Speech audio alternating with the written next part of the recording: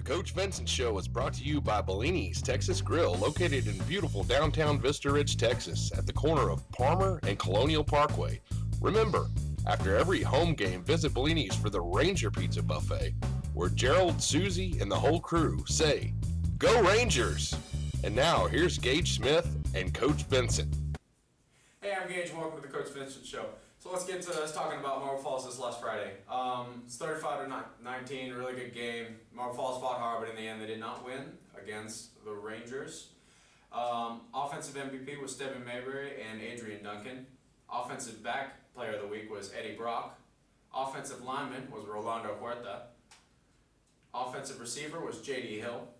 Defensive MVP went to Eddie Brock and Jameson Gerasi. Linebacker of the week went to Jamie Fagley. Secondary player of the week was Kevin Harris. Defensive line was Micah Thomas. Special forces was Chris Nichols. The Hammer Award was a tie between Micah Thomas and Dylan Carter. And the RBI went to a handful of people: Adrian Duncan, Stephen Mayberry, and Delonte Singleton. This week, also in our JV and freshman games, they all had wins over Marble Falls. Really proud of those groups.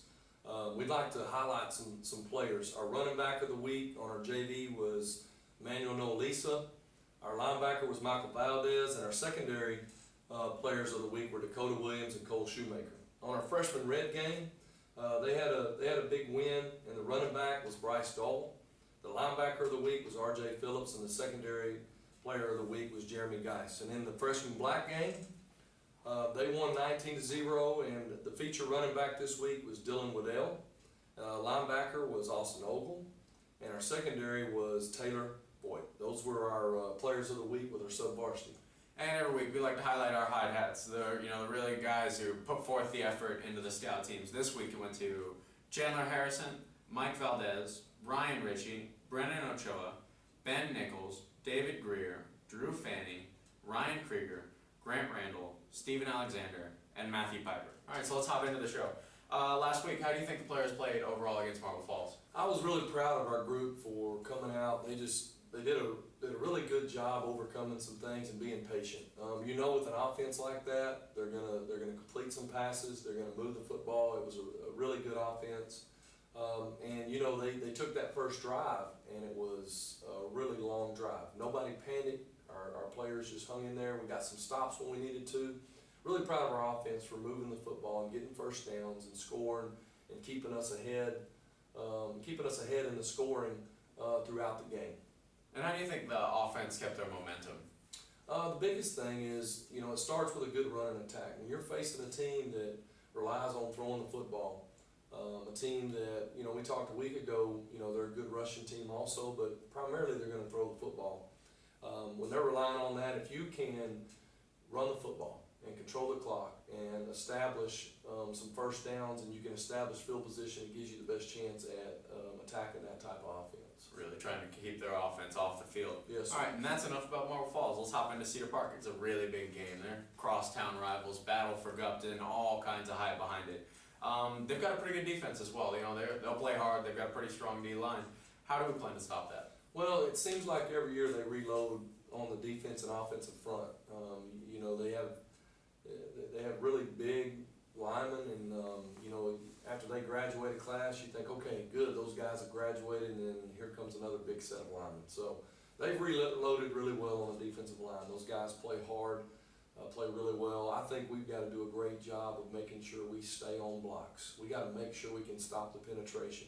The toughest thing for us is when those type guys get into our backfield, and so we got to do a good job of staying on double teams and combos and really controlling those guys up front to give our backs a chance. Also, with them bull rushing like they do and getting upfield, we got to make sure that in our passing game that we protect like we need to, and our protection is where it needs to be. And Cedar Park, they run a buffet of formations on their offense. How do you teach your players through that? They're real similar to us. One of the things, by us facing that all spring, we're used to a lot of formations. So we just got to make sure that we get lined up right. A long time ago, I learned real quick, defense is a lot of getting lined up. About 95% of playing great defense is making sure that you're lined up from the very start. You have a chance if you're lined up. So we're going to get lined up right, and then we've got to do a great job of running to the football. They do an extremely good job of blocking on the perimeter. Not only do their offensive line block well, but even their skill guys block well. So we've got to do a great job of getting off blocks and do a better job of tackling this week. And something we don't usually talk about. How do you think our special team matches up against them? I feel like our special forces have been outstanding this year, and I feel like this is another week where we can really get an advantage in that area.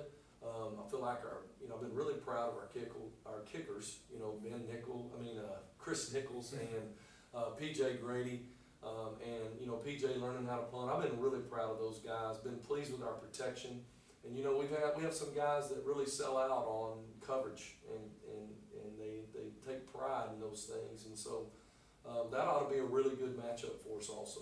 Seeing a lot of those guys really take their job seriously.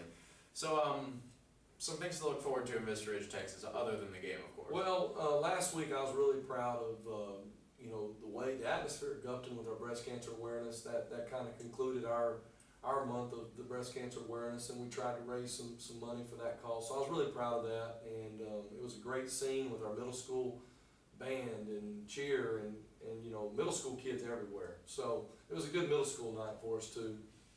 This week we got a big fifth quarter, the FCA at Cedar Park's FCA and Vista Ridge FCA. After the game, we're going to have a speaker and dodgeball, and we're staying right there at Gupton and going to have a big fifth quarter there with the two FCAs. Ought to be a lot of fun. First time we've done that, in the history of us meeting. So it'll be kind of fun. Middle school games Tuesday night. Lots of middle school games at Gupton with Stiles and over at Ranger with Henry. Looking forward to our JV playing at Ranger at 6 o'clock. That game's actually been moved to 6 o'clock here at Ranger. It's going to be one JV game. And then the freshmen will play over at Cedar Park at 5:30 and 7. And of course the big game Friday night at Gupton. Ought to be a lot of fun. Lots of great football here at the end of the year. Really proud of all of our younger kids, middle school all the way up, for how hard they're fighting and how well they're playing. And definitely, and they do deserve y'all's support. Please go check out those sub-varsity and those middle school games. And that'll do it for this week's Coach Vincent Show. I'm Gage, and this show's brought to you by Bellini's Texas Grill. Be sure to check out all their delicious food, the pizza, the chicken fried steak's really good. Please check it out.